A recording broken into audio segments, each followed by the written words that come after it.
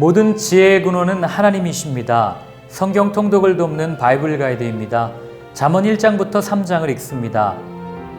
좋은 글귀는 언제나 삶을 풍성하고 풍요롭게 해줍니다. 삶에 대해 진지하게 고민하게 하고 나아갈 방향에 대해서 생각하게 해주는 좋은 영양제와 같기 때문입니다. 성경책에 적힌 말씀 한 절 한 절이 모두 귀하지만 인생과 인격, 행위에 대한 격언을 담고 있는 잠언이야말로 지혜 중에 지혜를 말하는 성경책이라고 할 수 있습니다. 잠언은 욥기, 전도서와 함께 구약에 있는 세 개의 지혜 문서 중 하나입니다. 책의 원래 제목은 미셸레입니다. 이 단어는 조롱, 경고, 비유라고 번역될 수 있습니다. 잘 맞지 않는 제목 같지만 읽는 독자에게 생각에 자극을 주려 함이 아니었을까 여겨집니다. 누가 기록했을까요? 대부분은 솔로몬이 기록했지만 일부는 아굴과 야게의 글이기도 하며 어떤 글은 르무엘 왕의 글 또는 계시의 글이라고 기록된 것으로 보아 잠언은 다수의 지혜로운 사람들에 의해 기록된 것으로 보는 것이 맞습니다. 그렇다면 누군가가 수집한 것은 아닐까요? 학자들은 잠언집의 기록 및 수집 연대에 관하여 추측만 할 뿐입니다. 1차 자료인 성경이 그 어떤 것도 말해주고 있지 않기 때문입니다. 잠언은 다른 성경책처럼 역사를 기록하거나 논쟁을 펼치는 책이 아닙니다. 일종의 지혜문학 전집과 같습니다.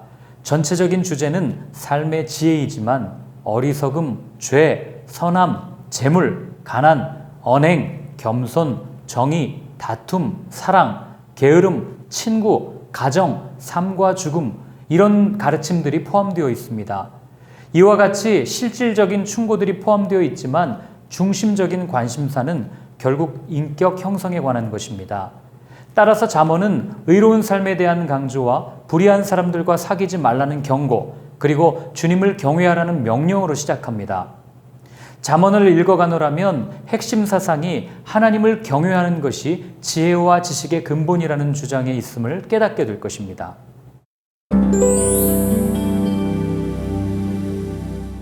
잠언 1장부터 9장은 소위 젊은이의 책이라 불리는 부분으로 지혜의 왕 솔로몬이 젊은이들을 향해 지혜를 삶의 최고의 가치와 덕목으로 추구하라는 원론적인 가르침을 주고 있습니다. 총 15번의 설교와 같은 가르침을 들려줍니다. 1장에 나오는 지혜, 훈계, 명철, 의, 공평, 정직 등은 잠언에서 반복적으로 말하는 단어로 균형 잡힌 인격이 무엇인지를 알려줍니다.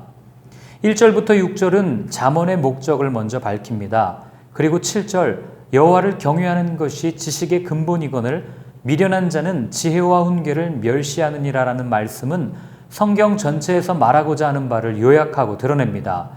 이어 8절부터 19절은 악인을 따르지 말라는 부모의 훈계에 대한 순종을 말하며 20절부터 33절은 지혜를 의인화하여 신적 권위를 부여하고 반드시 지혜를 따르라 권면합니다.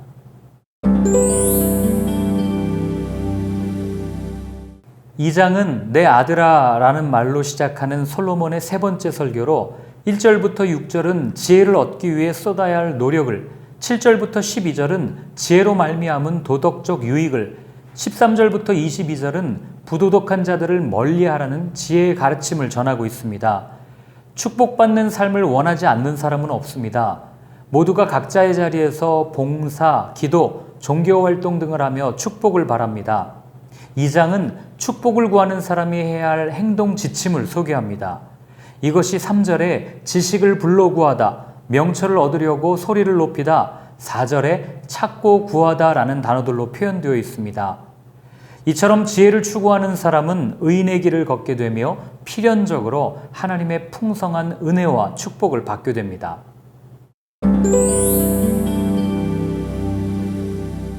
3장 1절부터 18절은 솔로몬의 네 번째 설교로 지혜의 근원과 지혜가 주는 유익들을 설명합니다. 지혜는 어디에서 시작됩니까? 첫째, 1절과 2절 부모에게서 시작되며 둘째, 3절과 4절 인자와 진리라는 하나님의 성품에서 시작되고 셋째, 11절과 12절 창조자이신 하나님께 순종하는 신앙에서 시작됩니다. 이어 욥기 28장과 비슷한 문체로 일종의 찬송가와 같은 부분이 13절부터 18절에 제시됩니다. 처음 13절에 복이 있나니 18절의 끝에 복되도다라고 수미상관의 기법을 사용하는 것은 이 부분이 지혜에 대한 송영이라는 것을 알려줍니다. 19절부터 26절은 솔로몬의 5번째 설교로 하나님에게서 나온 지혜가 갖는 권위와 지혜가 가져오는 인생의 평안을 소개하며 지혜가 있기에 두려워할 이유가 없다고 이야기합니다.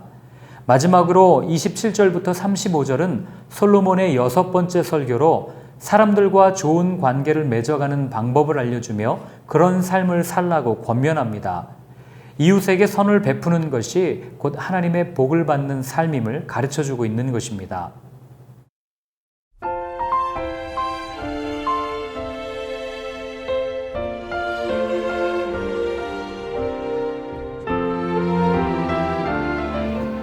지혜의 근원이신 하나님을 따르는 삶은 모세가 입이 닳도록 이야기했던 율법으로 나타납니다. 하나님을 사랑하고 이웃을 사랑하는 삶입니다. 요한사도는 보이는 형제를 사랑하지 않는 사람은 보이지 않는 하나님을 사랑할 수 없다고 단언하며 하나님이 이같이 우리를 사랑하셨은즉 우리도 서로 사랑하는 것이 마땅하다고 권면합니다. 그만큼 하나님 사랑과 이웃 사랑은 뗄래야 뗄 수 없는 불가분의 관계입니다. 하나님의 지혜는 서로 사랑하는 삶으로 나타난다는 사실을 기억하십시오. 새 계명을 너희에게 주노니 서로 사랑하라. 내가 너희를 사랑한 것 같이 너희도 서로 사랑하라. 너희가 서로 사랑하면 이로써 모든 사람이 너희가 내 제자인 줄 알리라.